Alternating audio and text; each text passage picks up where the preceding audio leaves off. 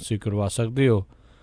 अमरीका के तकरीबन सारे सूबे इंश्योरेंस करते हैं, commercial insurance, worker comp, life insurance, health insurance, liquor store, gas station insurance, home auto insurance के लिए इन्हों कॉल करो 408 272 2500 के उत्ते। इस दे नाल कृषि धनोता यूबा सिटी, खिंडा परिवार, Kent Washington, Gurpal Sandhu Antelope, Gurpreet Singh, Avtar Singh, Gurmeet Singh, Sukhpreet Singh Bakersfield, Tara Singh मराहर, क्लोविस, सुच्चा Singh Shri Machhiwara Sahib, G N tire and lube वाले जिन्होंने कोलों truck wash, oil change, air brake का काम करवा सकते हो। नवे पुराने टायर वाजिब कीमतों पर खरीद सकते हो। सेंटानेला मंडेला के लोकेशन ने कॉल निम्मा सहोता 209 277 0113 नाल ही west coast truck driving school Fresno वाले जोड़े कि तुम्हें ट्रक का लाइसेंस वधिया सिखलाई दे के घट समय लैंड से सहायता करते हैं। कॉल अजीत अटवाल 559 374 45 41। इन्होंने सारिया दे इन्होंने सारे का असीं बहुत बहुत धन्यवाद करते हैं। जेकर तुसीं या कोई होर कारोबार इस प्रोग्राम को स्पॉन्सर करना चाहते हो, संपर्क कर सकते हो नंबर 408 722 76 98 के उत्ते। गलबात का सिलसिला मिंटो जी शुरू करते हैं। करनाटका का संकट कह लो या नाटक कह लो, कहते विधान सभा स्पीकर ने 8 विधायकों तो फिर मंगया अस्तीफा। देखो, भारतीय लोकतंत्र है जिहड़ा कई बार लोकतंत्र बन जाता, कई बार जोगतंत्र बन जाता, कई बार ठोकतंत्र बन जाता। तो वख-वख रूप वख-वख रंग है जिहड़े समय दर समय वेखण नूं सानूं मिलदे आ। तां करनाटक दा ते ना ही अखबारां ने ना थोड़ा जिहा रंग जिहा बदल के कीता हुंदा, कर्नाटक यानी कर्नाटक। तो सियासत जिहड़ी आ उत्थे नाटक करदी पई आ, खूबसूरती नाल करदी पई आ। ते आपां ते वैसे पहले ये गल्लां शो के बैठे सा कि जे नरेंद्र मोदी की सरकार रिपीट होंदी है तां जिद्दां हो गई, सब तो पहला झटका जिहड़ा वो सानूं वेखण नूं मिलूगा कर्नाटक दे विच। तां कर्नाटक दे विच की चल रहा है, वही जो दहाकियां तो चलदा पिया। इंडिया की राजनीति च इहो जे अध्याय जुड़े आ, देख के हैरान हो जाता बंदा। गया लाल सीगा हरियाणे वाला, वो 3 दफा इक्को दिन च दल बदली कर गया। तो मुहावरा बन गया, आया राम गया राम जी। एक इत्थे होर हुंदा सीगा, मेरे ख्याल दे नाल ओहदा नाम सीगा हरिनंद आर्या, लोहारू सीट तो हुंदा सीगा भवानी तो। 7 दफा दल बदलिया सी उसके ओहदे पुत्र, 7 दफा। फिर उस तो बाद भजन लाल सरकार जिहड़ी है वो सब ने देखी कि किवें सारी दी सरकार दल बदल के सारी दी सारी सरकार कांग्रेस च जा वड़ी सी। तां कांग्रेसी ये सब कुछ करते रहे, यानी कि पिरता पाउण वाले ਇਹੋ ਭਲੇ ਮਾਨਸ ਆ, ਇਹੋ ਸੁਥਰੇ ਲੋਕ ਆ। ਤਾਂ ਹੁਣ ਉਹ ਰੰਗ ਆ ਜਿਹੜਾ ਉਹ ਚੜ ਗਿਆ ਭਾਰਤੀ ਜਨਤਾ ਪਾਰਟੀ ਤੇ। ਭਾਰਤੀ ਜਨਤਾ ਪਾਰਟੀ ਉਹੀ ਪੁਰਾਣੇ ਘਸੇ ਪਿੱਟੇ ਫਾਰਮੂਲੇ ਆ ਜਿਹੜੇ ਉਹ ਨਵੇਂ ਰੂਪ ਚ ਪੇਸ਼ ਕਰਦੀ ਪਈ ਆ। ਸੋ ਕਰਨਾਟਕ ਦੇ ਵਿੱਚ ਇੱਕ ਵਾਰ ਫੇਰ ਹਿਲਜੁਲ ਹੋਈ ਆ, 13 ਵਿਧਾਇਕਾਂ ਨੇ ਅਸਤੀਫਾ ਦੇ ਦਿੱਤਾ।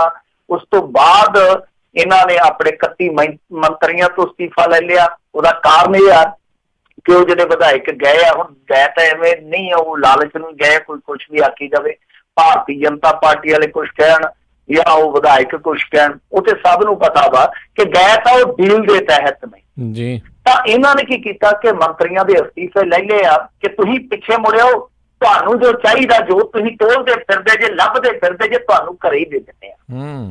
ਤਾਂ ਹੁਣ ਉਹ ਸੌਦੇਬਾਜ਼ੀ ਮਨਜ਼ੂਰ ਹੁੰਦੀ ਜਾਂ ਨਹੀਂ ਹੁੰਦੀ, ਪਰ ਸਪੀਕਰ ਨੇ ਆਪਣਾ ਜਿਹੜਾ ਉਹ ਸਾਫ਼ ਕਰ ਦਿੱਤਾ। ਵੈਸੇ ਸਪੀਕਰ ਕਿਰਦਾਰ ਵੀ ਭਾਰਤੀ ਜਨਤਾ ਪਾਰਟੀ ਦੇ ਰਾਜ ਹੋਣ, ਚਾਹੇ ਕਾਂਗਰਸੀਆਂ ਦੇ ਰਾਜ ਹੋਣ, ਚਾਹੇ ਅਕਾਲੀਆਂ ਦੇ ਰਾਜ ਹੋਣ, ਕਿਸੇ ਦੇ ਵੀ ਹੋਣ, ਸਪੀਕਰ ਕਿਰਦਾਰ ਵੀ ਬੜੇ ਦਿਲਚਸਪ ਨਿਕਲਦੇ ਆ।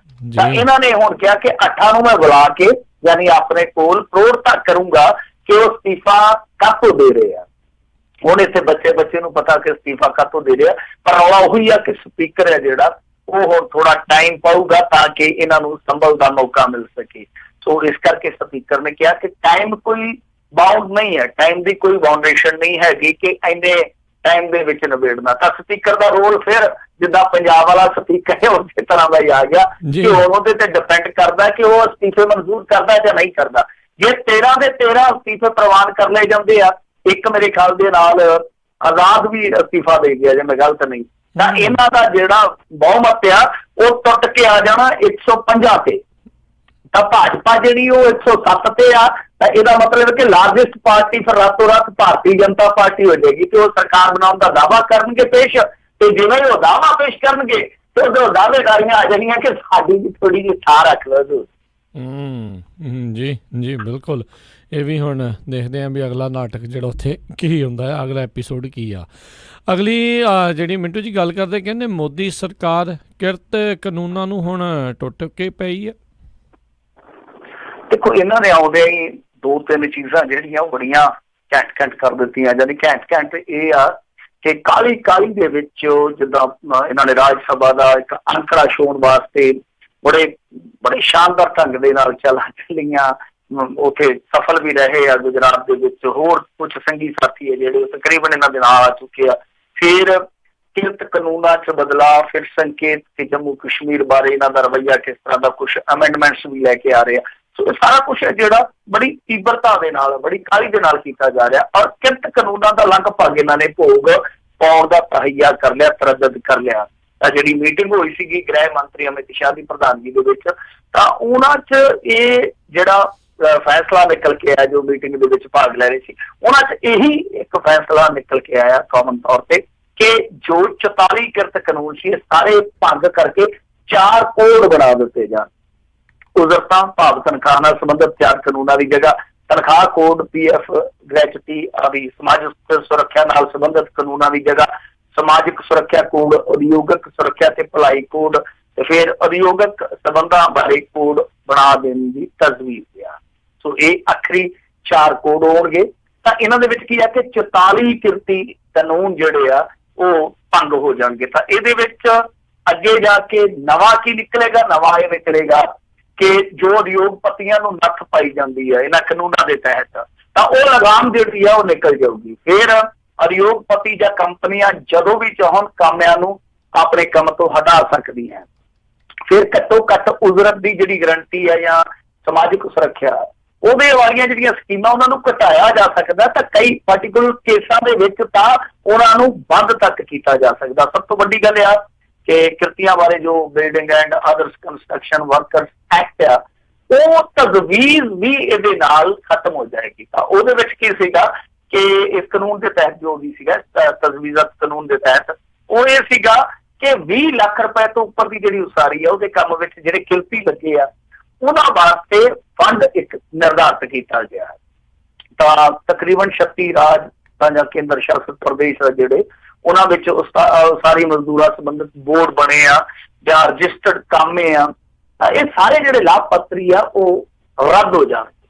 ਤਾਂ ਤੁਸੀਂ ਆਪ ਹੀ ਦੇਖ ਲਓ ਕਿ ਇਹ ਸਭ ਕੁਛ ਇੱਕ ਕਿਰਤੀ ਵਾਸਤੇ, ਇੱਕ ਕਾਮੇ ਵਾਸਤੇ ਜਾਂ ਉਹਨਾਂ ਦੀਆਂ ਯੂਨੀਅਨਾਂ ਜਿਹੜੀਆਂ ਜਿਨ੍ਹਾਂ ਨੇ ਬਹੁਤ ਜ਼ਿਆਦਾ ਮਿਹਨਤ ਕਰਕੇ, ਬਹੁਤ ਜ਼ਿਆਦਾ ਸੰਘਰਸ਼ ਕਰਕੇ ਇਹ ਕਾਨੂੰਨ ਹੋਂਦ 'ਚ ਲਿਆਂਦੇ ਸਨ, ਤਾਂ ਉਹਨਾਂ ਦੀ ਜਿਹੜੀ ਘਾਲਣਾ ਸੀ ਉਹਦੇ ਤੇ ਪਾਣੀ ਫੇਰਦਿਆਂ ਇਹਨਾਂ ਨੇ ਹੁਣ ਫੈਸਲਾ ਕਰ ਲਿਆ ਕਿ 4 ਕੋਡ ਬਣਾ ਦਿੱਤੇ ਜਾਣਗੇ ਜਿਨ੍ਹਾਂ ਦੇ ਵਿੱਚ ਸਾਰੇ ਕਾਇਦੇ ਆ ਜਿਹੜੇ ਉਹ ਕਾਰਪੋਰੇਟ ਘਰਾਣਿਆਂ ਜਾਂ ਕੰਪਨੀਆਂ ਜਾਂ ਵੱਡੇ ਸਰਮਾਏਦਾਰਾਂ ਦੇ ਹੱਕ ਦੇ ਹੋਣਗੇ। ਤਾਂ ਇਹ ਸ਼ਾਇਦ ਪੱਖ ਉਹਨਾਂ ਦਾ ਪੂਰਿਆ ਗਿਆ ਕਿ ਜਿਹੜੇ ਉਦਯੋਗਪਤੀ ਆ ਉਹ ਬਾਹਰੋਂ ਆਉਣ, ਚਾਹੇ ਤੋਂ ਅੰਦਰੋਂ ਹੀ ਹੋਰ ਅਮੀਰ ਹੋ ਕੇ ਉਦਯੋਗ ਲਾਉਣ, ਮਤਲਬ ਕਿ ਉਹਨਾਂ ਕੋਲ ਆਜ਼ਾਦੀ ਜ਼ਿਆਦਾ ਹੋਵੇ। ਕਿਉਂਕਿ ਕਿਰਤ ਕਾਨੂੰਨ ਜਿਹੜੇ ਹੁੰਦੇ ਆ ਹਮੇਸ਼ਾ ਕਾਰਪੋਰੇਟ ਨੂੰ ਡਰਾਉਂਦੇ ਆ, ਕਿਉਂਕਿ ਕਾਮਿਆਂ ਕੋਲ ਇੱਕੋ ਹੀ ਤਾਕਤ ਹੁੰਦੀ ਆ, ਹੁੰਦੀ ਆ ਲਾਮਬੰਦੀ, ਉਹ ਹੁੰਦਾ ਸੰਘਰਸ਼, ਉਹ ਹੁੰਦੀ ਆ ਏਕਤਾ। ਤਾਂ ਉਹ ਚੀਜ਼ ਇਹਨਾਂ ਨੂੰ ਡਰਾਉਂਦੀ ਆ। ਜਦੋਂ ਉਹ ਦਾਬਾ, ਜਦੋਂ ਛੱਪਾ ਹਟ ਜਾਊਗਾ ਤਾਂ ਉਦਯੋਗਪਤੀ ਆ ਜਿਹੜੇ ਉਦਯੋਗ ਤਾਂ ਵੱਧ ਲਾਉਣਗੇ, ਪਰ ਉਹ ਗਰੀਬਾਂ ਨੂੰ ਚੂਸਣਗੇ ਵਧੇਰੇ। ਜਿਨ੍ਹਾਂ ਦਾ ਰੱਤ ਅੱਗੇ ਚੂਸ ਕੇ ਉਹਨਾਂ ਨੇ ਸਰਮਾਏਦਾਰੀ ਖੜੀ ਕੀਤੀ ਆ, ਉਹ ਹੋਰ ਵੀ ਸ਼ਿੱਦਤ ਨਾਲ ਚੂਸਣਗੇ। ਜੀ ਜੀ ਜੀ। ਅਗਲੀ ਜਿਹੜੀ ਗੱਲ ਕਰਦੇ, ਨਸ਼ਿਆਂ ਦੇ ਦਰਿਆ ਨੂੰ ਠੱਲਣ ਦੇ ਵਿੱਚ ਕੈਪਟਨ ਸਰਕਾਰ ਨਾਕਾਮ, ਏਮਸ ਦੇ ਆਂਕੜਿਆਂ ਨੇ ਉਡਾਈ ਹੈ ਨੀਂਦ। ਨਹੀਂ, ਹੁਣ ਤੇ ਇਹਨਾਂ ਨੂੰ ਇਹ ਵੀ ਨਹੀਂ ਦੁਰਸੀਸ ਦੇ ਸਕਦੇ ਕਿ ਇਸੇ ਦਰਿਆ ਦੇ ਵਿੱਚ ਡੁੱਬ ਕੇ ਮਰ ਜਾਓ, ਕਿਉਂਕਿ ਆਪਾਂ ਤਾਂ ਕਹਿੰਦੇ ਆ ਕਿ ਦੁਸ਼ਮਣ ਦੇ ਘਰ 'ਚ ਵੀ ਏਦਾਂ ਦੀ ਕੋਈ ਅਲਾਮਤ ਨਾ ਬੜੇ, ਜਿੱਦਾਂ ਦੀਆਂ ਅਲਾਮਤਾਂ ਅੱਜ ਇੱਥੇ ਸਾਡੇ ਸਾਰੇ ਸਮਾਜ ਨੂੰ ਖਾਈ ਜਾ ਰਹੀਆਂ। ਦੇਖੋ ਕੀ ਹਾਲ ਆ, ਸਿੰਥੈਟਿਕ ਡਰੱਗ ਆ ਜਿਹੜਾ ਕਿਸ ਤਰ੍ਹਾਂ ਘਰ ਪੱਟਦਾ ਪਿਆ। 2 ਦੋਸਤ ਇੱਕੋ ਵੇਲੇ ਸਰਿੰਜਾਂ ਲਾ ਕੇ ਮਰੇ ਪਏ ਆ। ਉਹ ਕੱਲ ਖਬਰ ਸੀਗੀ, ਅੰਬਾਲੇ ਏਰੀਏ ਦੇ ਵਿੱਚ, ਰਾਜਪੁਰੇ ਨੇੜੇ ਦੇ ਰਹਿਣ ਵਾਲੇ ਸੀ, ਅੰਬਾਲੇ ਏਰੀਏ ਦੇ ਵਿੱਚ ਮਾਰੇ ਪਏ। ਹੁਣ ਬਠਿੰਡੇ ਦੇ ਵਿੱਚ ਇੱਕ ਹੋਰ ਮੁੰਡਾ ਕਲਫੇਮ ਦੇ ਓਵਰਡੋਜ਼ ਨਾਲ ਮਰ ਗਿਆ, ਉਹਦੀ ਪਛਾਣ ਵੀ ਨਹੀਂ ਹੋ ਸਕੀ ਕੌਣ ਆ, ਸਰਿੰਜ ਕੋਲ ਹੀ ਪਈ ਰਹਿ ਗਈ ਆ, ਕੋਈ ਸ਼ਨਾਖਤੀ ਪੱਤਰ ਵੀ ਹੈ ਨਹੀਂਗਾ। ਫਿਰ ਇਹ ਤੇ ਓਵਰਡੋਜ਼ ਦੇ ਮਾਮਲੇ, ਕੱਲ ਹੀ ਇੱਕ ਪੰਜਾਬ ਦਾ ਮੁੰਡਾ ਐਸਾ ਵੀ ਸੀਗਾ ਜਿਹੜਾ ਨਸ਼ੇ ਦੀ ਤੋਟ ਕਰਕੇ ਮਰ ਗਿਆ। ਯਾਨੀ ਕਿਤੇ ਓਵਰਡੋਜ਼ ਆ, ਕਿਤੇ ਨਸ਼ੇ ਦੀ ਤੋਟ ਆ। ਤਾਂ ਦੋਹੇ ਚੀਜ਼ਾਂ ਹੀ ਜਿਹੜੀਆਂ ਉਹ ਕਾਤਲ ਬਣੀਆਂ ਪਈਆਂ। ਤਾਂ ਇਸ ਸਮੇਂ ਇੱਕ ਹੋਰ ਜੋ ਸਰਵੇ ਆਇਆ ਉਹਦੇ ਵਿੱਚ ਇਹ ਸਭ ਕੁਝ ਖੁਲਾਸੇ ਦੇ ਰੂਪ ਸਾਡੇ ਸਾਹਮਣੇ ਆਉਂਦਾ ਤੇ ਇਹ ਸਰਵੇ ਆ ਜਿਹੜਾ ਉਹ all India institute of medical science ਜਿਹਨੂੰ ਏਮਸ ਕਹਿੰਦੇ ਆ ਉਹਦੀ ਰਿਪੋਰਟ ਦੇ ਵਿੱਚ ਆ ਇਹ ਜਿਹੜੀ ਸਰਵੇਖਣ ਰਿਪੋਰਟ ਆ ਉਹਦੇ ਵਿੱਚ ਪੰਜਾਬ ਦੇ ਜਿਹੜੇ ਨਸ਼ੇੜੀ ਆ ਉਹਨਾਂ ਦੀ ਗਿਣਤੀ 10 ਲੱਖ ਤੋਂ ਵੱਧ ਦੱਸ ਦਿੱਤੀ ਗਈ ਆ। ਤੁਹਾਨੂੰ ਚੇਤੇ ਹੋਣਾ ਕਿ ਸੁਖਬੀਰ ਸਿੰਘ ਬਾਦਲ ਦੇ ਰਾਜ ਦੇ ਵਿੱਚ, ਕਿਉਂਕਿ ਪ੍ਰਕਾਸ਼ ਸਿੰਘ ਬਾਦਲ ਦਾ ਵੀ ਰਾਜ ਸੀ ਵੈਸੇ, ਪਰ ਜ਼ਿਆਦਾਤਰ ਸੁਖਬੀਰ ਸਿੰਘ ਬਾਦਲ ਦਾ ਹੀ ਰਾਜ ਮਸ਼ਹੂਰ ਸੀਗਾ, ਤਾਂ ਉਸ ਰਾਜ ਦੇ ਵਿੱਚ ਵੀ ਇੱਕ ਇਸੇ ਤਰ੍ਹਾਂ ਦਾ ਸਰਵੇ ਆਇਆ ਸੀ, ਪਰ ਮੇਰੇ ਖਿਆਲ ਦੇ ਨਾਲ ਉਦੋਂ ਗਿਣਤੀ ਜਿਹੜੀ ਆ ਉਹ ਇੰਨੀ ਨਹੀਂ ਸੀ। ਜੇ ਮੈਂ ਕੱਚਾ ਜਿਹਾ ਅੰਦਾਜ਼ਾ ਲਾਵਾਂ ਤੇ ਸ਼ਾਇਦ ਉਹ 6 ਤੋਂ 7 ਲੱਖ ਦੇ ਦਰਮਿਆਨ ਸੀ। ਇਹਦਾ ਮਤਲਬ ਹੈ ਕਿ ਇਹਨਾਂ 2.5-3 ਸਾਲਾਂ ਦੇ ਵਿੱਚ ਇਹ ਗਿਣਤੀ ਜਿਹੜੀ ਆ ਉਹ ਵੱਧ ਚੁੱਕੀ ਹੈ। ਇਸ ਤੋਂ ਇਲਾਵਾ ਜਿਹੜੀ ਪੰਜਾਬ ਪੁਲਿਸ ਸਰਕਾਰ ਦੀ ਅੰਕੜੇਬਾਜ਼ੀ ਬੋਲਦੀ ਆ ਉਹਦੇ ਚ ਜੇ ਆਪਾਂ ਵੇਖੀਏ ਤੇ 600 ਨੌਜਵਾਨ ਨਸ਼ਿਆਂ ਦੀ ਭੇਟ ਚੜੇ ਦਿਖਾਏ ਗਏ ਆ। ਮਤਲਬ 2014 ਦੌਰਾਨ 186, 2015 ਦੌਰਾਨ 144, 2016 ਦੌਰਾਨ 138, 2017 ਦੌਰਾਨ 11, 2018 ਦੌਰਾਨ 114 ਤੇ 2019 ਚ ਹੁਣ ਤੱਕ 16 ਮੌਤਾਂ ਇਹਨਾਂ ਦੇ ਰਿਕਾਰਡ ਦੇ ਮੁਤਾਬਕ ਹੋਈਆਂ। ਪਰ ਇਹਨਾਂ ਦਾ ਰਿਕਾਰਡ ਆ ਜੇ ਤੁਸੀਂ ਅਖਬਾਰਾਂ ਪੜ੍ਹਨ ਦੇ ਸ਼ੌਕੀਨ ਹੋ, ਅਖਬਾਰਾਂ ਦੀਆਂ ਕੰਟੀਆਂ ਕਰਨ ਦੇ ਸ਼ੌਕੀਨ ਹੋ, ਤਾਂ ਤੁਸੀਂ ਆਪ ਹੀ ਸਹਿਜੇ ਅੰਕੜਾ ਦਰਜ ਕਰ ਸਕਦੇ ਹੋ ਕਿ ਕਿੰਨਾ ਵੱਡਾ ਕਿੰਨਾ ਭਿਆਨਕ ਅੰਕੜਾ, ਕਿਉਂਕਿ ਇੱਕ ਦਿਨ ਦੀਆਂ ਤੁਹਾਨੂੰ ਮੈਂ 4 ਮੌਤਾਂ ਦੱਸੀਆਂ ਨੇ ਕੱਲ ਦੀਆਂ ਜਿਹੜੀਆਂ ਮੇਰੀ ਦ੍ਰਿਸ਼ਟੀ ਗੋਚਰ ਨੇ। ਮੈਂ ਹੁਣ ਸਾਰੇ ਅਖਬਾਰ ਨਹੀਂ ਪੜ੍ਹ ਸਕਦਾ, ਮੈਂ ਕਿੰਨੇ ਕੋ ਅਖਬਾਰ ਪੜ੍ਹ ਲੂੰਗਾ, ਤਾਂ ਜਿੰਨੇ ਅਖਬਾਰ ਛਪੇ ਆ ਉਹ ਜਿੰਨੇ ਮੈਂ ਪੜ੍ਹੇ ਆ ਉਹ ਤੁਹਾਨੂੰ ਦੱਸੇ ਆ। ਜਿੰਨੇ ਅਖਬਾਰਾਂ ਤੱਕ ਪਹੁੰਚੇ ਨਹੀਂ ਉਹਨਾਂ ਦੀ ਗਿਣਤੀ ਕਰਨੀ ਜਿਹੜੀ ਆ ਸੰਭਵ ਹੀ ਹੈ ਨਹੀਂ। ਤਾਂ ਤੁਸੀਂ ਆਪ ਹੀ ਲਾ ਲਓ, ਸਹਿਜਾ ਜਿਹਾ ਝਟਕਾ ਜਿਹਾ ਇੱਕ ਅੰਦਾਜ਼ਾ ਆ ਕਿ ਐਵਰੇਜ ਮੇਰੇ ਖਿਆਲ ਦੇ ਨਾਲ 7-8 ਮੌਤਾਂ ਨਸ਼ੇ ਕਰਕੇ ਰੋਜ਼ਾਨਾ ਹੋ ਹੀ ਜਾਂਦੀਆਂ। ਤਾਂ ਇਹਦੇ ਵਿੱਚ ਸਭ ਤੋਂ ਵੱਡਾ ਕਲੰਕ ਆ ਜਿਹੜਾ ਉਹ ਇਹ ਆ ਕਿ ਕੋਈ ਤੋਤ ਨਾਲ ਮਰਦਾ ਪਿਆ, ਕੋਈ ਓਵਰਡੋਜ਼ ਨਾਲ ਮਰਦਾ ਪਿਆ। ਜਿਹੜੇ ਜਿਉਂਦੇ ਆ ਉਹ ਨਾ ਜਿਉਣਾ ਚੋਂ ਨਾ ਮੋਇਆ ਚੋਂ ਆ। ਕਿਉਂ? ਕਿਉਂਕਿ ਤੁਸੀਂ ਆ ਦੇਖ ਲਓ ਕਿੱਡਾ ਮਸ਼ਹੂਰ ਕਿੱਡਾ ਇਤਿਹਾਸਕ ਪਿੰਡ ਆ ਬਡਰੁੱਖਾਂ, ਉਹਦੇ ਬਾਰੇ ਖਬਰ ਆਉਣ ਡਈ ਆ ਕਿ ਸੁੱਟੀਆਂ ਸਰਿੰਜਾਂ ਦੇ ਨਾਲ ਨਸ਼ੇੜੀ ਨਸ਼ਾ ਕਰਦੇ ਸਨ। ਤੇ ਜਦੋਂ ਉਹਨਾਂ ਦੀ ਨਿਸ਼ਾਨਦੇਹੀ ਕੀਤੀ ਗਈ, ਫਿਰ ਜਦੋਂ ਉਹਨਾਂ ਦਾ ਚੈੱਕਅਪ ਕਰਾਇਆ ਗਿਆ, 16 ਮੁੰਡਿਆਂ ਚੋਂ 8 ਨੂੰ ਏਡਜ਼ ਆ ਤੇ 4 ਨੂੰ ਕਾਲਾ ਪੀਲੀਆ, 4 ਹੀ ਬਚੇ ਆ। ਤਾਂ ਤੁਸੀਂ ਆਪ ਅੰਦਾਜ਼ਾ ਲਾ ਲਓ ਕਿ ਜਿਹੜੇ ਜਿਉਂਦੇ ਜਾਗਦੇ ਆ ਉਹ ਵੀ ਜਿਉਂਦੀਆਂ ਲਾਸ਼ਾਂ ਤੋਂ ਵੱਧ ਕੁਛ ਨਹੀਂ ਹੈਗੇ। ਜੀ ਜੀ ਜੀ ਬਿਲਕੁਲ। ਅਗਲੀ ਜਿਹੜੀ ਗੱਲ ਕਰਦੇ ਕਹਿੰਦੇ ਰਾਮ ਰਹੀਮ ਦੇ ਕੇਸ ਦੀ ਡਾਇਰੀ ਦੇਣ ਨੂੰ ਲੈ ਕੇ CBI ਨੇ ਦਿੱਤੀ ਹੈ ਚੁਣੌਤੀ।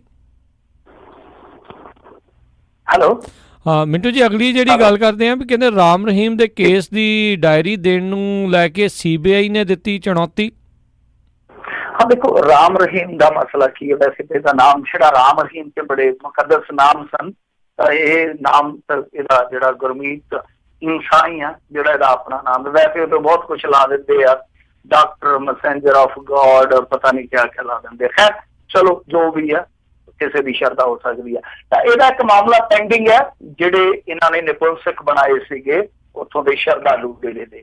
ਤਾਂ ਉਸ ਮਾਮਲੇ ਦੇ ਵਿੱਚ ਹੋਇਆ ਕੀ ਆ ਕਿ ਇਹਨਾਂ ਨੇ ਹੇਠਲੇ ਅਦਾਲਤ ਦੇ ਵਿੱਚ ਇੱਕ ਪਟੀਸ਼ਨ ਪਾਈ ਸੀਗੀ ਕਿ ਜਿਹੜੀ CBI ਦੀ ਇਨਵੈਸਟੀਗੇਸ਼ਨ ਹੋਈ ਆ ਉਹਦੇ ਸਾਰੇ ਮਾਮਲੇ ਦੀ ਸਾਨੂੰ ਡਾਇਰੀ ਦਿੱਤੀ ਜਾਵੇ।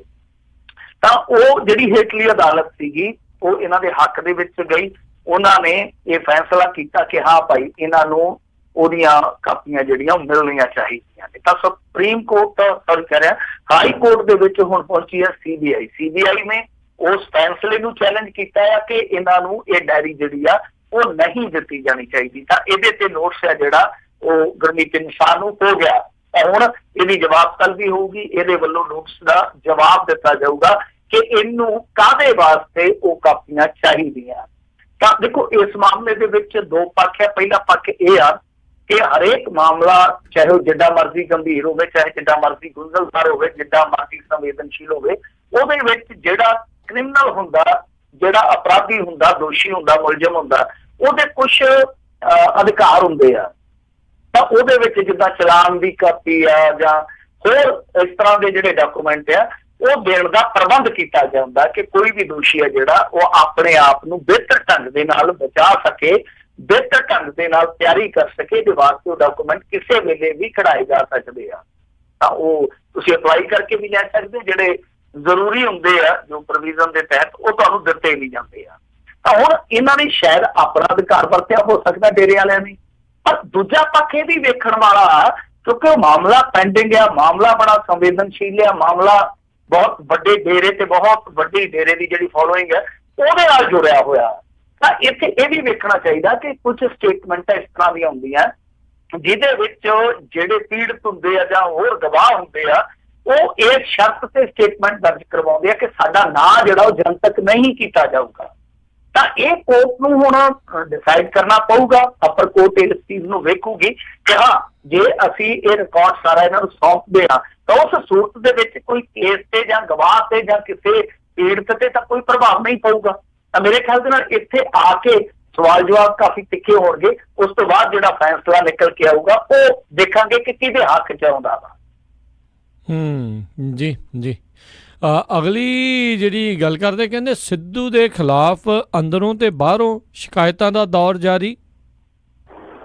ਦੇਖੋ ਸਿੱਧੂ ਪਤਾ ਨਹੀਂ ਹੁਣ ਕਿਸ ਤਰ੍ਹਾਂ ਦੀ ਮਾਨਸਿਕਤਾ ਲੈ ਕੇ ਘੁੰਮਣ ਡਿਆ, ਕਿੱਥੇ ਘੁੰਮਣ ਡਿਆ। ਵੈਸੇ ਤੇ ਉਹਦੀ ਜਿਹੜੀ ਪਤਨੀ ਆ ਉਹ ਕਹਿੰਦੀ ਆ ਕਿ ਜਦੋਂ ਸਿੱਧੂ ਇਸ ਤਰ੍ਹਾਂ ਦੁਵਿਧਾ ਦਾ ਸ਼ਿਕਾਰ ਹੋ ਜਾਂਦਾ ਉਹ ਫਿਰ ਧਰਮ ਦੀ ਸ਼ਰਨ ਦੇ ਵਿੱਚ ਚਲਾ ਜਾਂਦਾ। ਹੁਣ ਪਤਾ ਨਹੀਂ ਉਹ ਪਹਾੜਾਂ ਵਾਲੇ ਕੋਲੇ ਗਿਆ ਕਿ ਕਿਹਦੇ ਕੋਲੇ ਗਿਆ, ਕਿਉਂਕਿ ਉਹ ਆਸਤਿਕ ਬਹੁਤ ਤਗੜਾ ਵਾ, ਵੱਖ-ਵੱਖ ਧਰਮਾਂ 'ਚ ਉਹਦੀਆਂ ਮਾਨਤਾਵਾਂ ਹੈਗੀਆਂ। ਹੁਣ ਪਤਾ ਨਹੀਂ ਕਿਹੜੇ ਧਰਮ ਦੀ ਸ਼ਰਨ ਦੇ ਵਿੱਚ ਗਿਆ। ਖੈਰ ਤਾਂ ਨਵਜੋਤ ਸਿੰਘ ਸਿੱਧੂ ਤੇ ਬਿਲਕੁਲ ਚੁੱਪ ਹੋ ਗਿਆ, ਜਿਵੇਂ ਮਨਮੋਹਨ ਸਿੰਘ ਨੂੰ ਮੌਨੀ ਬਾਬਾ ਕਿਹਾ ਕਰਦਾ ਸੀਗਾ ਨਾ, ਬਿਲਕੁਲ ਮੌਨੀ ਬਾਬਾ ਹੀ ਬਣ ਗਿਆ। ਕੋਈ ਉਹਦਾ ਵਿਚਾਰ ਨਹੀਂ ਆ ਰਿਹਾ। ਟਵਿੱਟਰ ਤੇ ਉਹਦੇ ਪਿਆਰੇ ਉਡੀਕਦੇ ਪਏ ਆ ਕਿ ਕਿਸੇ ਤਰੀਕੇ ਦੇ ਨਾਲ ਸਿੱਧੂ ਬਾਣੀ, ਕਿਉਂਕਿ ਉਹਦੇ ਜਿਹੜੇ ਸ਼ਹਿਰੋ ਸ਼ਾਇਰਾਂ ਨਾਲ ਇਹ ਅੰਦਾਜ਼ ਆ, ਉਹਨੂੰ ਸਿੱਧੂ ਬਾਣੀ ਕਿਹਾ ਜਾਂਦਾ। ਤਾਂ ਉਹ ਕਹਿੰਦੇ ਆ ਕਿ ਕੋਈ ਉਹ ਹੀ ਦਿਸ ਪਵੇ ਚਲੋ ਇਸ ਔੜ ਦੇ ਦਿਨ ਦੇ ਵਿੱਚ, ਕਿਉਂਕਿ ਇਲੈਕਸ਼ਨ ਹੁਣ ਬੰਦ ਹੋ ਚੁੱਕਾ, ਪਿਆਰਾ ਜਿਹਾ ਕੋਈ ਜੁਮਲਾ ਜਾਂ ਕੋਈ ਸ਼ਹਿਰ ਸੁਣਨ ਨੂੰ ਮਿਲ ਜਾਵੇ ਤੇ ਜਿਹੜੇ ਉਹਦੇ ਚਾਹਣ ਵਾਲੇ ਉਹ ਆਸ਼ਾ ਸ਼ਿਕਾਰ ਉੱਠਣਗੇ। ਤਾਂ ਦੇਖੋ ਸਿੱਧੂ ਕਿੱਥੇ ਆ ਉਹਦੇ ਬਾਰੇ ਕੋਈ ਪਤਾ ਨਹੀਂ, ਪਰ ਸਿੱਧੂ ਦੇ ਖਿਲਾਫ ਜਿਹੜੀ ਆ ਉਹ ਇੱਥੇ ਪੂਰੇ ਜ਼ੋਰ ਤੇ ਆ। ਤਰੁਣ ਚੁੱਗ ਨੇ ਇੱਕ ਪੱਤਰ ਲਿਖਿਆ, ਉਹਨੇ ਤੇ ਇੱਥੋਂ ਤੱਕ ਰਾਜਪਾਲ ਨੂੰ ਲਿਖਿਆ ਵਾ ਕਿ ਪੰਜਾਬ ਦੇ ਵਿੱਚ ਸੰਵਿਧਾਨਕ ਸੰਕਟ ਵਾ। ਜੋ ਕੌਮੀ ਸਕੱਤਰ ਹੈ ਭਾਰਤੀ ਜਨਤਾ ਪਾਰਟੀ ਦਾ ਤਰੁਣ ਚੁੱਗ, ਉਹਨੇ ਇਹਦੀ ਤੁਲਨਾ ਜਿਹੜੀ ਹੈ ਜੋ ਸਿੱਧੂ ਦਾ ਮਾਮਲਾ ਮਾਜਰਾ ਉਹਦੀ ਤੁਲਨਾ ਸੰਵਿਧਾਨਕ ਸੰਕਟ ਦੇ ਨਾਲ ਕੀਤੀ ਆ। ਤੇ ਦੂਸਰੇ ਪਾਸੇ ਤਰਜਿੰਦਰ ਸਿੰਘ ਬਾਜਵਾ ਪਤਾ ਨਹੀਂ ਕਿਹੜੇ ਮੁਲਕ 'ਚ ਜਾ ਕੇ ਛੁੱਟੀਆਂ ਮਨਾ ਕੇ ਆਏ ਆ, ਉਹਨਾਂ ਨੇ ਕਾਫੀ ਦਿਨਾਂ ਬਾਅਦ ਇੱਕ ਬਿਆਨ ਦਿੱਤਾ। ਉਹ ਕਹਿੰਦੇ ਕਿ ਸਿੱਧੂ ਸਾਹਿਬ ਨੂੰ ਇਹ ਮੰਤਰਾਲਾ ਸਾਂਭ ਲੈਣਾ ਚਾਹੀਦਾ ਕਿਉਂਕਿ ਮੰਤਰਾਲਾ ਬਹੁਤ ਵੱਡਾ, ਇਹਦੇ ਵਿੱਚ ਕਰਨੇ ਨੂੰ ਬਹੁਤ ਕੁਛ ਹੈ। ਤਾਂ ਉਹਨਾਂ ਨੇ ਅਪੀਲ ਵੀ ਕੀਤੀ ਆ, ਤਾਕੀਦ ਵੀ ਕੀਤੀ ਆ। ਹੁਣ ਇਹਨਾਂ ਸਕੀਮਾਂ ਦਾ, ਇਹਨਾਂ ਤਾਕੀਦਾਂ ਦਾ ਕੀ ਹੁੰਦਾ ਉਹ ਨਵਜੋਤ ਸਿੰਘ ਸਿੱਧੂ ਤੇ ਨਿਰਭਰ ਕਰਦਾ। ਔਰ ਅੰਦਰੋਂ ਵੀ ਸ਼ਿਕਾਇਤ ਚੱਲਦੀ ਪਈ, ਉਹ ਤੁਹਾਨੂੰ ਪਤਾ ਹੀ ਹੈ ਕਿ ਕਿਸ ਤਰ੍ਹਾਂ ਪਿਛਲੀ ਦਫਾ ਆਪਾਂ ਮੇਰੇ ਖਿਆਲ ਦੇ ਨਾਲ ਵਿਚਾਰਿਆ ਵੀ ਸੀਗਾ ਕਿ 3 ਮੰਤਰੀ ਜਿਹੜੇ ਕੈਪਟਨ ਪੱਖੀ ਮੰਤਰੀ ਆ ਉਹ ਅਹਿਮਦ ਪਟੇਲ ਨੂੰ ਜਾ ਮਿਲੇ ਸੀ। ਉੱਥੇ ਕੀ ਗੱਲਾਂ ਬਾਤਾਂ ਹੋਈਆਂ ਉਹਦਾ ਪਤਾ ਨਹੀਂ ਹੈ। ਪਰ ਇਸ ਤਰ੍ਹਾਂ ਨਵਜੋਤ ਸਿੰਘ ਸਿੱਧੂ ਦੇ ਖਿਲਾਫ ਆਮ ਆਵਾਜ਼ ਵੀ ਉੱਠਣੀ ਸ਼ੁਰੂ ਹੋ ਗਈ ਆ। ਕੁਛ ਲੋਕਾਂ ਦਾ ਉਹ ਨਾਇਕ ਆ, ਕੁਛ ਲੋਕਾਂ ਲਈ ਉਹ ਆਮ ਕਮੇਡੀਅਨ ਜਾਂ ਕੁਛ ਲੋਕਾਂ ਲਈ ਉਹ ਬਹੁਤ ਹੀ ਵਧੀਆ ਨੇਤਾ। ਪਰ ਹੁਣ ਆਮ ਆਵਾਜ਼ ਇਸ ਗੱਲੋਂ ਉੱਠੀ ਆ ਕਿ ਦੇਖੋ ਆਰ ਪਾਰ ਕਰ ਲੈਣਾ ਚਾਹੀਦਾ ਸਿੱਧੂ ਨੂੰ। ਕਿਉਂਕਿ ਜਿਹੜੀਆਂ ਖਬਰਾਂ ਨੇ ਉਹ ਖਬਰਾਂ ਲਗਭਗ ਪੁਸ਼ਟਕ ਹੀ ਆ, ਕਿਉਂਕਿ ਇਹਦੇ ਕੋਲ ਕੋਠੀ ਆ ਜਿਹੜੀ ਉਹ ਮੰਤਰੀ ਵਾਲੀ ਆ, ਇਹਦੇ ਕੋਲ ਕਾਰ ਜਿਹੜੀ ਆ ਉਹ ਉਹੀ ਆ, ਜੋ ਹੋਰ ਸਟਾਫ ਆ ਉਹ ਮੰਤਰੀ ਆ, ਯਾਨੀ ਟੋਟਲੀ ਸਹੂਲਤਾਂ ਜਿਹੜੀਆਂ ਮੰਤਰੀ ਵਾਲੀਆਂ ਲਈ ਜਾ ਰਿਹਾ ਨਵਜੋਤ ਸਿੰਘ ਸਿੱਧੂ, ਜਦਕਿ ਬਦਲੇ ਦੇ ਵਿੱਚ ਕੰਮ ਨਹੀਂ ਕਰ ਰਿਹਾ। ਤਾਂ ਨੋ ਵਰਕ ਨੋ ਪੇ ਵਾਲਾ ਸਿਧਾਂਤ ਆ ਜਿਹੜਾ ਉਹ ਨਵਜੋਤ ਸਿੰਘ ਸਿੱਧੂ ਵਰਗੇ ਜਿਹੜੇ ਕਿ ਕਹਿੰਦੇ ਢੰਡੋਰਾ ਬਹੁਤ ਕੱਟਦੇ ਆ ਕਿ ਅਸੀਂ ਇਖਲਾਕੀ ਤੌਰ ਤੇ ਬੜੇ ਮਜ਼ਬੂਤ ਆ ਤੇ ਦੂਜਿਆਂ ਤੋਂ ਬੜੇ ਸੋਹਣੇ ਸੁਨੱਖੇ ਆ ਕਿਰਦਾਰ ਦੇ ਮਾਮਲੇ 'ਚ, ਉਹਨਾਂ ਨੂੰ ਵਿਹਾਰਕ ਤੌਰ ਤੇ ਇਹ ਚੀਜ਼ ਆਪਣੇ ਆਪ ਤੇ ਲਾਗੂ ਕਰਨੀ ਚਾਹੀਦੀ ਆ ਕਿ ਜੇ ਤੁਸੀਂ ਕੰਮ ਹੀ ਨਹੀਂ ਕਰ ਰਹੇ, ਜੇ ਤੁਸੀਂ ਆਪਣਾ ਮੰਤਰਾਲਾ ਹੀ ਨਹੀਂ ਸਾਂਭ ਰਹੇ ਤਾਂ ਫਿਰ ਆ ਸਹੂਲਤਾਂ, ਪੱਤੇ, ਗੱਫੇ ਇਹ ਸਭ ਕੁਛ ਕਿਉਂ? ਤਾਂ ਨਵਜੋਤ ਸਿੰਘ ਸਿੱਧੂ ਨੂੰ ਬਹੁਤ ਜਲਦੀ ਫੈਸਲਾ ਕਰਨਾ ਪਊਗਾ, ਨਹੀਂ ਤੇ ਅੱਜ ਜਿਹੜੀ ਟਾਵੀਂ ਆਮ ਆਵਾਜ਼ ਹੈ ਮੁੜ ਕੇ ਕਾਫੀ ਜ਼ੋਰ ਸ਼ੋਰ ਨਾਲ ਉੱਠਣੀ ਸ਼ੁਰੂ ਹੋ ਜਾਊਗੀ। ਤਾਂ ਨਵਜੋਤ ਸਿੰਘ ਸਿੱਧੂ ਕਿੱਥੇ ਆ? ਸਭ ਤੋਂ ਪਹਿਲਾਂ ਤੇ ਇਹ ਵੀ ਪਤਾ ਲਾਉਣਾ ਜਿਹੜਾ ਉਹ ਇੱਕ ਮੇਰੇ ਖਿਆਲ ਦੇ ਨਾਲ ਖੁਫੀਆ ਵਿਭਾਗ ਨੂੰ ਹੀ ਜ਼ਿੰਮੇ ਦੇਣ ਦਾ ਕੰਮ ਆ ਕਿ ਉਹ ਪਤਾ ਕਰਨ ਕਿ ਨਵਜੋਤ ਸਿੰਘ ਸਿੱਧੂ ਆਖਰ ਚਲੇ ਕਿੱਥੇ ਗਿਆ। ਕਿਉਂਕਿ ਪੰਜਾਬ ਦੇ ਵਿੱਚ ਬੱਤੀ ਵੀ ਗੁੰਮ ਹੋ ਜਾਂਦੀ ਆ, ਬੱਤੀ ਵੀ ਗੁੰਮ ਹੋ ਜਾਂਦੀ ਆ ਤੇ ਜਿਹੜਾ ਮੰਤਰੀ ਆ ਬੱਤੀ ਵਾਲਾ ਯਾਨੀ ਬਿਜਲੀ ਵਾਲਾ ਮੰਤਰੀ ਆ ਜਿਹੜਾ ਉਹ ਵੀ ਅੱਜ ਕੱਲ ਗੁੰਮੇ ਆ। ਤਾਂ ਬੱਤੀ ਗੋਲਿਆ ਉਹ ਗੁੰਮਿਆ, ਪੰਜਾਬ ਜਿਹੜਾ ਉਹ ਉਂਝ ਸੁੰਨ ਮਸੁੰਨਿਆ। ਜੀ ਜੀ ਬਿਲਕੁਲ। ਅਗਲੀ ਆਪਾਂ ਗੱਲ ਕਰੀਏ ਮਿੰਟੂ ਜੀ, ਵੀ ਕਹਿੰਦੇ ਰੰਧਾਵੇ ਦੀ ਚਿੱਠੀ ਦੇ ਮਗਰੋਂ ਜਥੇਦਾਰ ਤੇ ਕੈਪਟਨ ਦੀ ਹੋਏਗੀ ਬੈਠਕ। ਇਹ ਦੇਖੋ ਜਿਹੜੀ ਚਿੱਠੀ ਲਿਖੀ ਆ ਇਹ ਸੁਖਜਿੰਦਰ ਸਿੰਘ ਰੰਧਾਵੇ ਨੇ ਲਿਖੀ ਆ। ਕਾਫੀ ਤਲਖ ਤੇਵਰਾਂ ਨਾਲ ਦੱਸਦੇ ਆ ਕਿ ਉਹਨਾਂ ਨੇ ਕਿਹਾ ਕਿ ਸਾਨੂੰ ਇਤਰਾਜ਼ ਹੈ ਇਸ ਗੱਲ ਤੇ ਕਿ ਅਕਾਲੀ ਦਲ ਜਿਹੜੇ ਆ ਉਹ ਇਸ ਮੌਕੇ ਤੇ ਕ੍ਰੈਡਿਟ ਲੈਣਾ ਚਾਹੁੰਦੇ ਆ, ਅਕਾਲੀ ਦਲ ਵਾਲੇ। ਤੇ ਸੁਖਬੀਰ ਸਿੰਘ ਬਾਦਲ ਇਸ ਮਾਮਲੇ ਦੇ ਵਿੱਚ ਆ ਰਹੇ। ਤੁਹਾਨੂੰ ਪਤਾ ਹੀ ਆ ਕਿ ਜਿੱਦਾਂ ਮੋਦੀ ਨੂੰ ਇਹ ਸੱਦਾ ਦੇਣ ਚਲੇ ਗਏ ਸੀਗੇ, ਫਿਰ ਇਹਨਾਂ ਦੀ ਗਰਾਰੀ ਫਸ ਗਈ ਕਾਂਗਰਸੀਆਂ ਨਾਲ।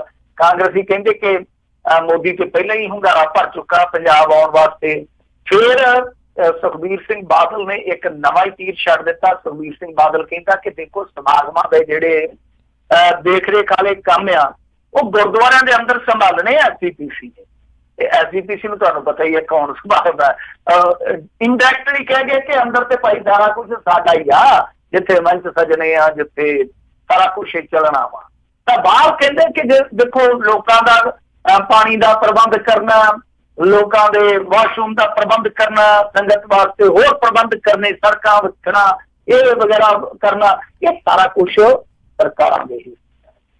ਤਾਂ ਕਹਿਣ ਦਾ ਮਤਲਬ ਕਿ ਬਾਹਰ ਸਾਂਭੂਗੀ ਸਰਕਾਰ ਤੇ ਅੰਦਰ ਚੱਲੂਗੀ ਸਾਡਾ ਸਾਰਾ ਕੁਛ। ਤਾਂ ਇੱਥੋਂ ਫਿਰ ਥੋੜਾ ਜਿਹਾ ਹੋਰ ਵਿਗਾੜ ਤਿੱਖਾ ਹੋ ਗਿਆ ਕਿ ਇਹ ਤੇ ਸਿੱਧੇ ਤੌਰ ਤੇ ਕਹੀ ਜਾਂਦੇ ਕਿ ਅੰਦਰ ਇੱਕ ਤਰ੍ਹਾਂ ਨਾਲ ਸਮਾਗਮ ਹੈ ਜਿਹੜੇ ਸਾਡੀ ਮਰਜ਼ੀ ਨਾਲ ਚੱਲਣਗੇ। ਤਾਂ ਉਸ ਤੋਂ ਬਾਅਦ ਫਿਰ ਹੁਣ ਸੁਖਜਿੰਦਰ ਸਿੰਘ ਰੰਧਾਵਾ ਨੇ ਪੱਤਰ ਲਿਖ ਦਿੱਤਾ ਜਿਹਦੇ ਵਿੱਚ ਉਹਨਾਂ ਨੇ ਕਿਹਾ ਕਿ ਸੁਖਬੀਰ ਸਿੰਘ ਬਾਦਲ ਐਵੇਂ ਹੀ ਧੱਕੇ ਨਾਲ ਅੜ ਕੇ ਵਿੱਚ ਕ੍ਰੈਡਿਟ ਲੈਣ ਦਾ ਯਤਨ ਕਰਦਾ ਪਿਆ। ਤੇ ਇਸ ਤੋਂ ਬਾਅਦ ਦੱਸਦੇ ਆ ਕਿ ਜਿਹੜੇ ਅਕਾਲ ਤਖਤ ਦੇ ਜਥੇਦਾਰ ਹੈ ਗਿਆਨੀ ਹਰਪ੍ਰੀਤ ਸਿੰਘ, ਇਹਨਾਂ ਦੇ ਨਾਲ ਕੈਪਟਨ ਅਮਰਿੰਦਰ ਸਿੰਘ ਦੀ ਗੱਲਬਾਤ ਹੋਈ ਆ ਔਰ ਉਸ ਤੋਂ ਬਾਅਦ ਇਹ ਆਪ ਵੀ ਅਕਾਲ ਤਖਤ ਦੇ ਜਥੇਦਾਰ ਇਸ ਗੱਲ ਤੇ ਸਹਿਮਤ ਹੋਇਆ ਕਿ ਇੱਕ ਮੀਟਿੰਗ ਜਿਹੜੀ ਆ ਉਹ ਕਰ ਲਈ ਜਾਵੇ। ਤਾਂ ਦੇਖੋ ਸਿਮਰਨਜੀਤ ਸਿੰਘ ਮਾਨ ਨੇ ਤੇ ਉਧਰ ਅੱਜ ਸਾਫ਼ ਹੀ ਕਰ ਦਿੱਤਾ ਸਟੈਂਡ। ਉਹ ਕਹਿੰਦਾ ਕਿ ਬਾਬਰ ਤੇ ਜਾਬਰ ਇੱਕ ਸਟੇਜ ਤੇ ਇਕੱਠੇ ਨਹੀਂ ਹੋ ਸਕਦੇ, ਅਸੀਂ ਕਿਤੇ ਨਹੀਂ ਇਕੱਠੇ ਹੋਣਾ। ਮਤਲਬ ਕਿ ਅਸੀਂ ਆਪਣੇ ਸਮਾਗਮ ਜਿਹੜੇ ਆ ਉਹ ਅੱਡ ਚੱਲ ਕੇ ਮਨਾਉਣੇ ਆ। ਤਾਂ ਉਹਨਾਂ ਨੇ ਆਪਣਾ ਸਟੈਂਡ ਜਿਹੜਾ ਸਪਸ਼ਟ ਕਰ ਦਿੱਤਾ। ਤਾਂ ਇੱਥੇ ਵੀ ਸਟੈਂਡ ਲਗਭਗ ਸਪਸ਼ਟ ਹੀ ਆ ਕਿ ਸ਼੍ਰੋਮਣੀ ਅਕਾਲੀ ਦਲ ਬਾਦਲ ਆਪਣੇ ਹਿਸਾਬ ਕਿਤਾਬ ਨਾਲ ਚੱਲਦਾ ਪਿਆ ਤੇ ਕਾਂਗਰਸ ਇਸ ਮਾਮਲੇ ਦੇ ਵਿੱਚ ਆਪਣੇ ਹਿਸਾਬ ਕਿਤਾਬ ਲਾ ਕੇ ਚੱਲਦੀ ਪਈ ਆ। ਪਰ ਕੁੱਲ ਮਿਲਾ ਕੇ ਮੇਰੇ ਖਿਆਲ ਦੇ ਨਾਲ ਸਥਿਤੀ ਠੀਕ ਨਹੀਂ ਹੈ, ਚੀਜ਼ ਠੀਕ ਨਹੀਂ ਹੈ। ਅੱਗੇ ਵੀ ਇਹਨਾਂ ਨੇ ਜਲੂਸ ਕੱਢਿਆ ਸੀ, ਜਦੋਂ ਤੁਹਾਨੂੰ ਯਾਦ ਹੋਣਾ ਕਰਤਾਰਪੁਰ ਸਾਹਿਬ ਲਾਂਘੇ ਦਾ ਇਹਨਾਂ ਨੇ ਨੀਂਹ ਪੱਥਰ ਰੱਖਣਾ ਸੀਗਾ। ਤਾਂ ਉਹੋ ਜਿਹਾ ਜਲੂਸ ਕੱਢਣ ਨਾਲੋਂ ਚੰਗਾ ਕਿ ਤੁਸੀਂ ਨਾ ਹੀ ਕਰੋ ਜੇ ਨਹੀਂ ਕਰਨਾ। ਜੋ ਕਰ ਸਕਦੇ ਸਭ ਦੇ ਕੁਝ ਦੇ SGPC ਵਾਲੇ ਕਰ ਲੈਣ। ਜੇ ਤੁਸੀਂ ਕਰਨਾ ਹੈ ਤੇ ਫਿਰ ਠੀਕ ਢੰਗ ਦੇ ਨਾਲ ਰਲ ਮਿਲ ਕੇ ਕਰੋ, ਲੋਕਾਂ ਨੂੰ ਤਮਾਸ਼ਾ ਨਾ ਦਿਖਾਓ। ਤੇ ਇਹ ਤਮਾਸ਼ਾ 6 ਮਹੀਨੇ ਪਹਿਲਾਂ ਹੀ ਸ਼ੁਰੂ ਕਰ ਬੈਠੇ ਆ। ਉਹ ਕਹਿੰਦਾ ਕਿ ਮੈਂ ਉਹਨੂੰ ਪਹਿਲਾਂ ਕਿਹਾ, ਮੈਂ ਉਹਨੂੰ ਪਹਿਲਾਂ ਕਿਹਾ। ਤੇ ਜੇ ਦੋਵੇਂ ਕਹੇ ਤੇ ਕੀ ਫਰਕ ਪੈਂਦਾ? ਕਾਲਨ ਰਾਂਝਾ ਰਾਜੀ। ਇਹ ਜਿਹੜੇ ਸਮਾਗਮ ਆ ਇਹ ਬਿਹਤਰ ਢੰਗ ਦੇ ਨਾਲ ਨੇਪਰੇ ਚਾੜਨੇ ਚਾਹੀਦੇ ਆ।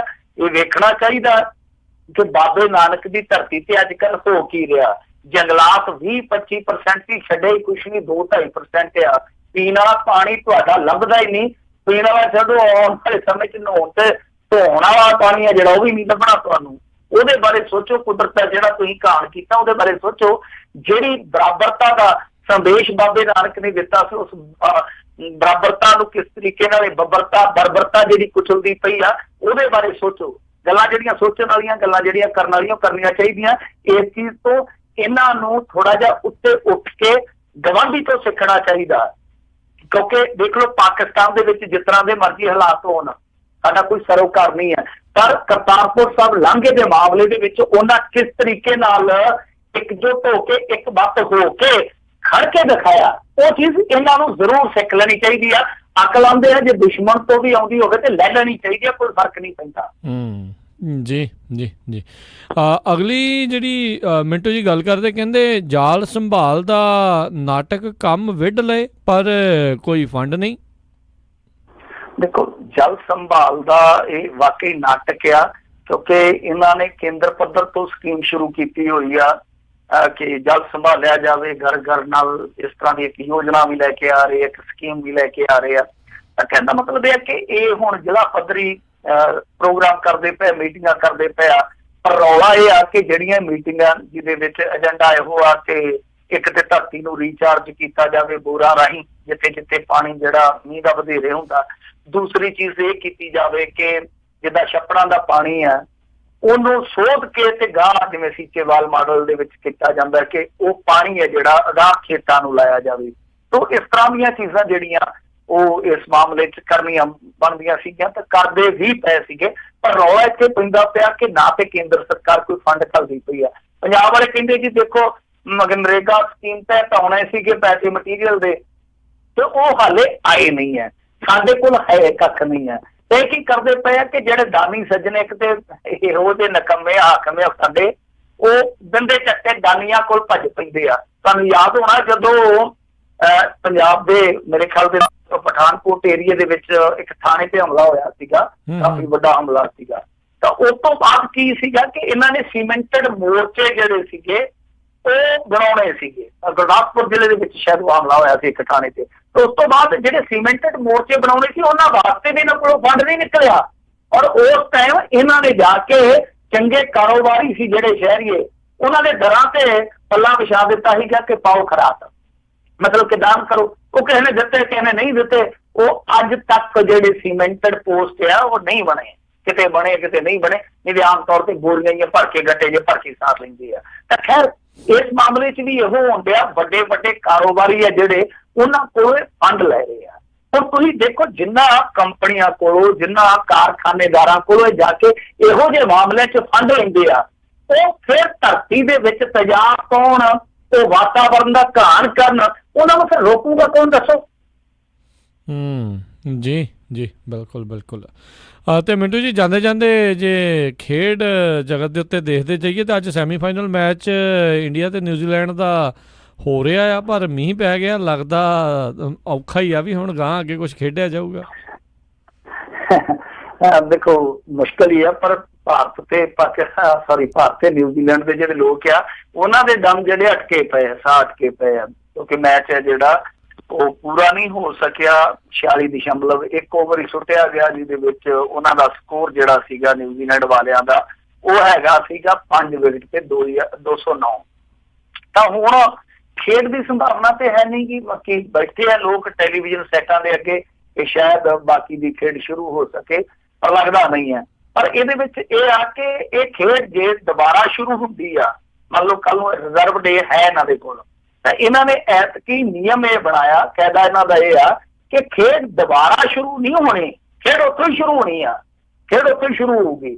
ਤਾਂ ਮੰਨ ਲਓ ਰਿਜ਼ਰਵ ਡੇ ਦੇ ਵਿੱਚ ਜੇ ਓਵਰ ਘੱਟਦੇ ਆ ਤਾਂ ਫਿਰ ਟਾਰਗੇਟ ਜਿਹੜਾ ਉਹ ਡਕਵਰਥ ਲੂਇਸ ਦੇ ਤਹਿਤ ਬਦਲਿਆ ਜਾਊਗਾ। ਉਹ ਤਾਂ ਮੈਨੂੰ ਨਹੀਂ ਅੱਜ ਤੱਕ ਸਮਝ ਲੱਗਿਆ ਕਿ ਕਿਵੇਂ ਬਣਦਾ, ਪਰ ਉਹਦੇ ਵਿੱਚ ਇਹ ਆ ਕਿ ਜੇ ਮੰਨ ਲਓ ਜੇ ਮੋਟਾ ਜਿਹਾ ਆਪਾਂ ਹਿਸਾਬ ਲਾਉਂਦੇ ਆ ਕਿ ਜੇ ਇੱਥੇ ਹੀ ਖੇਡ ਤਮਾਮ ਹੋ ਜਾਵੇ, ਮੰਨ ਲਓ ਨਹੀਂ ਨਿਊਜ਼ੀਲੈਂਡ ਅੱਗੇ ਖੇਡਦਾ, ਚਾਹੇ ਅੱਜ ਦੀ ਖੇਡ ਦੀ ਗੱਲ ਕਰੀਏ ਜਾਂ ਕੱਲ ਫਿਰ ਦੁਬਾਰਾ ਨਹੀਂ ਪੈਂਦਾ ਤੇ ਇੱਥੋਂ ਹੀ ਖੇਡ ਜਿਹੜੀ ਆ ਉਹ ਸ਼ੁਰੂ ਕਰਦੇ ਆ, ਨਿਊਜ਼ੀਲੈਂਡ ਬੈਟਿੰਗ ਨਹੀਂ ਕਰਨ ਉਤਰਦਾ, ਤਾਂ ਫਿਰ ਉੱਥੇ ਉਸ ਸੂਰਤ ਦੇ ਵਿੱਚ ਦੱਸਦੇ ਆ ਕਿ ਇੰਡੀਆ ਨੂੰ 46 ਓਵਰਾਂ ਦੇ ਵਿੱਚ 237 ਰਨ ਬਣਾਉਣੇ ਪੈਣਗੇ ਜੇ ਉਹ ਖੇਡਣ ਨਹੀਂ ਉਤਰਦੇ। ਤੇ ਜੇ ਮੰਨ ਲਓ 20 ਓਵਰ ਤੋਂ ਘੱਟ ਖੇਡ ਬਚਦੀ ਹੈ ਇੰਡੀਆ ਦੇ ਪੱਲੇ ਜਾਂ 20 ਓਵਰ ਘੱਟੋ ਘੱਟ ਹੁੰਦੇ ਆ, ਤਾਂ ਫਿਰ ਉਸ ਸੂਰਤ ਦੇ ਵਿੱਚ ਇਹਨਾਂ ਨੂੰ 148 ਰਨ ਬਣਾਉਣੇ ਪੈਣਗੇ। ਇਹ ਹੁਣ ਦਾ ਮੈਥਡ ਹੈ।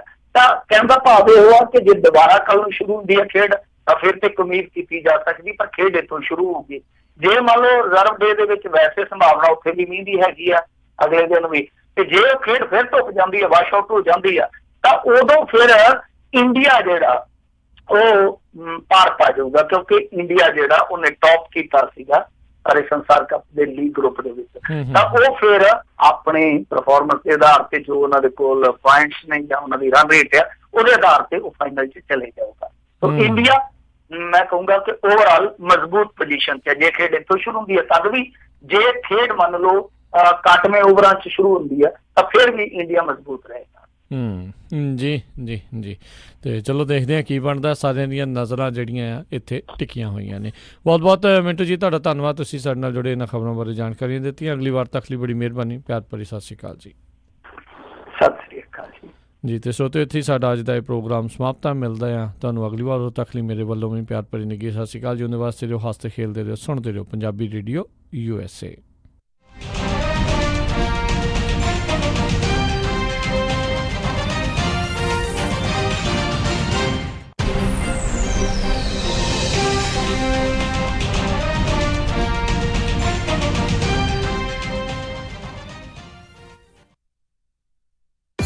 ਤੁਸੀਂ ਸੁਣ ਰਹੇ ਹੋ KOBO Yuba City 1450 AM, KIID Sacramento 1470 AM, KWRU Fresno 1300 AM, KLHC Bakersfield 1350 AM। Legend transportation Yuba city ਵਾਲਿਆਂ ਨੂੰ ਇਸ ਮੌਕੇ LA ਤੋਂ ਨਦਰਨ ਕੈਲੀਫੋਰਨੀਆ ਦੇ ਲਈ ਡਰਾਈਵਰ ਅਤੇ